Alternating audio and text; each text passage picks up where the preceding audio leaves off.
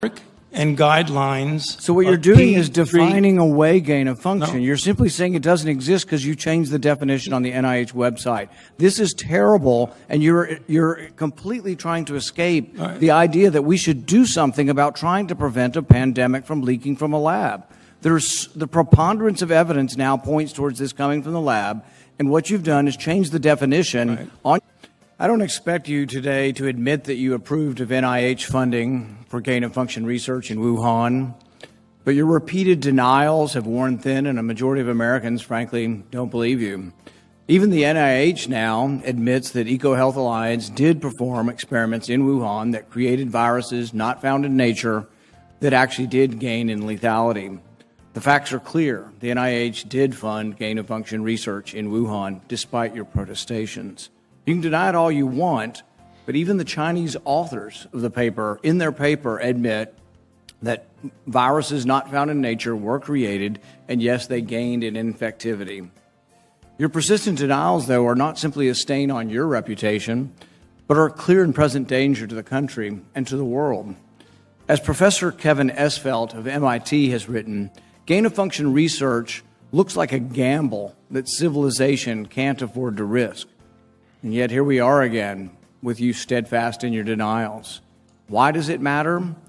Because gain-of-function research with laboratory-created viruses not found in nature could cause a pandemic even worse the next time. We're suffering today from one that has a mortality of approximately 1%. They're experimenting with viruses that have mortalities of between 15 and 50%. Yes, our civilization could be at risk from one of these viruses. Experiments that combine unknown viruses with known pandemic-causing viruses are incredibly risky. Experiments that combine unknown viruses with coronaviruses that have as much as 50% mortality could endanger civilization as we know it. And here you sit, unwilling to accept any responsibility for the current pandemic and unwilling to take any steps to prevent gain-of-function research from possibly unleashing an even more deadly virus. You mislead the public by saying that the published viruses could not be COVID. Well, exactly no one is alleging that. No one is alleging that the published viruses by the Chinese are COVID. What we are saying is that this was risky type of research, gain-of-function research. It was risky to share this with the Chinese, and that COVID may have been created from a not yet revealed virus. We don't anticipate the Chinese are going to reveal the virus if it came from their lab.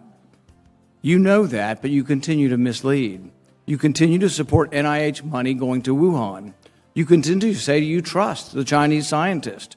You appear to have learned nothing from this pandemic. Will you today finally take some responsibility for funding gain-of-function research in Wuhan? Senator, with all due respect, I disagree with so many of the things that you've said. First of all, gain of function is a very nebulous term. We have spent, not us, but outside bodies, a considerable amount of effort to give a more precise definition to the type of research that is of concern that might lead to a dangerous situation. You are aware of that. That is called P3CO. We're aware that you deleted gain of function from the NIH website. Well, I can get back to that in a moment if we have time. But let's get back to the operating framework and guide rails of which we operate under. And you have ignored them. The guidelines are very, very clear that you have to be dealing with a pathogen that clearly is shown and very likely to be highly transmissible in an uncontrollable way in humans and to have a high degree of morbidity and mortality, and that you do experiments to enhance that, hence the word EPPP, enhanced pathogens of pandemic. So when EcoHealth Alliance took the virus, SHC014, and combined it with WIV1 and caused a recombinant virus that doesn't exist in nature, and it made mice sicker, mice that had humanized cells, you're saying that that's not gain-of-function research? According to the framework and guidelines. So what you're doing is P3 defining away gain of function. No. You're simply saying it doesn't exist because you changed the definition on the NIH website. This is terrible, and you're completely trying to escape right. the idea that we should do something about trying to prevent a pandemic from leaking from a lab. There's the preponderance of evidence now points towards this coming from the lab, and what you've done is change the definition Right. on your website to try to cover your ass, basically. That's what you've done. You've changed the website to try to have a new definition that doesn't include the risky research that's going on. Until you admit that it's risky, we're not going to get anywhere. You have to admit that this research was risky. The NIH has now rebuked them. Your own agency has rebuked them. But the thing is you're still unwilling to admit that they gained in function when they say they became sicker. They gained in lethality. It's a new virus. That's not gain of function? Dr. Fauci, as you are aware, it is a crime to lie to Congress. Section 1001 of the U.S. Criminal Code creates a felony and a 5-year penalty for lying to Congress. On your last trip to our committee on May 11th, you stated that the NIH has not ever and does not now fund gain-of-function research in the Wuhan Institute of Virology. And yet, gain-of-function research was done entirely in the Wuhan Institute by Dr. Shi and was funded by the NIH.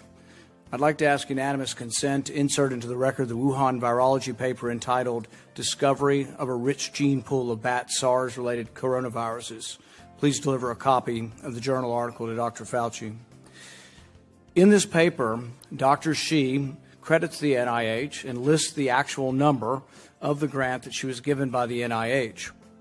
In this paper, she took 2 bat coronavirus genes, spike genes, and combined them with a SARS-related backbone to create new viruses that are not found in nature. These lab-created viruses were then shown to replicate in humans. These experiments combine genetic information from different coronaviruses that infect animals but not humans to create novel artificial viruses able to infect human cells. Viruses that in nature only infect animals were manipulated in the Wuhan lab to gain the function of infecting humans. This research fits the definition of the research that the NIH said was subject to the pause in 2014 to 2017, a pause in funding on gain of function.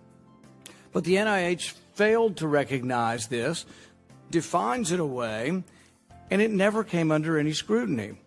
Dr. Richard E. Bright, a molecular biologist from Rutgers, described this research in Wuhan as the Wuhan lab used NIH funding to construct novel chimeric SARS-related coronaviruses able to infect human cells and laboratory animals.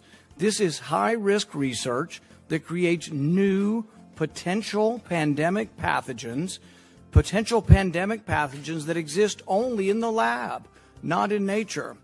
This research matches, these are Dr. E. Bright's words, this research matches, indeed epitomizes, the definition of gain-of-function research, done entirely in Wuhan, for which there was supposed to be a federal pause. Dr. Fauci, knowing that it is a crime to lie to Congress, do you wish to retract your statement of May 11th where you claimed that the NIH never funded gain-of-function research in Wuhan?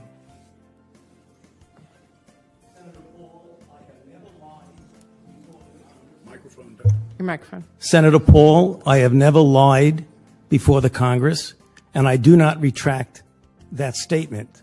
This paper that you are referring to was judged by qualified staff up and down the chain as not being gain of function. Let me finish. You take an animal virus and you increase its transmissibility to humans. Right. You're saying that's not gain of function? Yeah, that is correct. And Senator Paul, you do not know what you are talking about, quite frankly. And I want to say that officially. You do not know what you are talking about. Okay, you get one person. Let's read from the NIH definition of gain of function. This is your definition that you guys wrote. It says that scientific research that increases the transmissibility among mammals is gain of function. They took animal viruses that only occur in animals and they increased their transmissibility to humans. how you can say that is not gain of function. It is not. It's a dance, and you're dancing around this because you're trying to obscure responsibility for 4 million people dying around the world from a pandemic. And let's let Dr. Fauci. I have to, well, now you're getting into something. If the point that you are making is that the grant that was funded as a sub-award from EcoHealth to Wuhan created SARS-CoV-2, that's where you are getting. Let me finish. We don't know. Well, we don't wait know a minute. If it did come from the lab, but all the evidence is pointing that it came from the lab, and there will be responsibility for those who funded the lab, including yourself. I totally This committee will allow the witness to respond. I totally resent the lie that you are now propagating, Senator, because if you look at the viruses that were used in the experiments, that were given in the annual reports, that were published in the literature, it is molecularly impossible. No one's saying those viruses caused it. It no is one is molecularly. those viruses caused the pandemic. What we're alleging is that gain-of-function research was going on in that lab, and NIH funded it. That is you can't not. Get away from it. It meets your definition, and you are obfuscating the truth. I'm not obfuscating the truth. Senator You are the Paul's one. Time is expired, but I will allow the witness to. Let me just finish. I want everyone to understand that if you look at those viruses, and that's judged by qualified virologists and evolutionary biologists, those viruses are molecularly impossible to result in SARS-CoV-2. Viruses caused the pandemic. Senator Paul, we're saying they are gain-of-function viruses because they were animal viruses that became more transmissible in human, and you funded it. And you admit the truth. And you implying. Senator Paul, your time has expired, and I will allow witnesses who come before this committee to respond. And you are implying that what we